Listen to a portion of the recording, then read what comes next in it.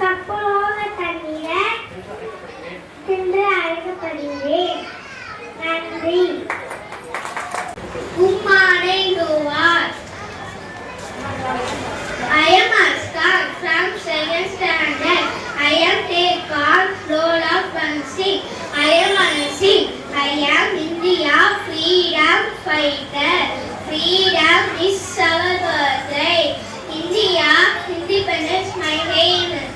I can sacrifice everything for my country. I am proud to be Armenian. Inqilab Zindabad. Inqilab Zindabad. அனைவருக்கும் வணக்கம்.